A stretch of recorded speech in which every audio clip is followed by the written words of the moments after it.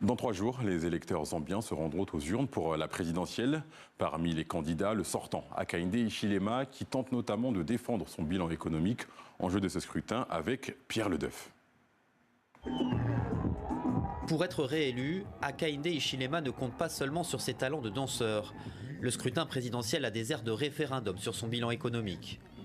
Au moment de son élection en 2021, le pays était en défaut de paiement sur sa dette souveraine. Aujourd'hui, la Zambie a restructuré sa dette et les investissements étrangers ont repris. Mais les conditions de vie sont toujours très dures pour de nombreux Zambiens. Plus de 60% de la population vit sous le seuil de pauvreté. Nous avons accompli beaucoup de choses, oui, mais il y a encore beaucoup de travail. La vie est encore difficile pour beaucoup des nôtres. Beaucoup de nos familles ont besoin d'un soutien allant au-delà de ce que nous apportons aujourd'hui. Mais je veux que vous sachiez, nous vous entendons. La croissance du pays devrait atteindre 4,3% cette année, soit un demi-point de plus que l'an dernier. L'inflation atteint son niveau le plus bas depuis plus de 8 ans. Les indicateurs économiques sont au vert et l'ancien homme d'affaires peut s'appuyer sur les ressources de l'État pour faire campagne. Dans ce récent meeting à Lusaka, ses partisans saluent ses réalisations. Il a mis en place l'éducation gratuite. Nous, les mères célibataires, nous n'étions pas en mesure de payer pour envoyer nos enfants à l'école. Mais maintenant, je peux envoyer mes enfants à l'école sans payer.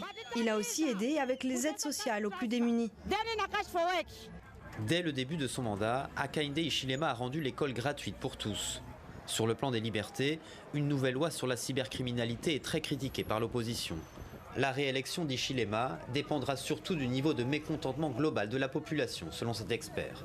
Les élections se jouent au niveau du seuil des doléances.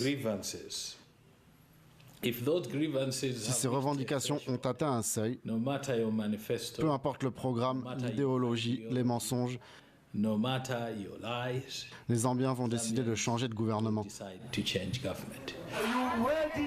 Le principal candidat de l'opposition, Brian Mundubile, accuse le président sortant de réprimer les dissidents. Selon lui, les succès économiques n'ont guère amélioré le quotidien des Zambiens.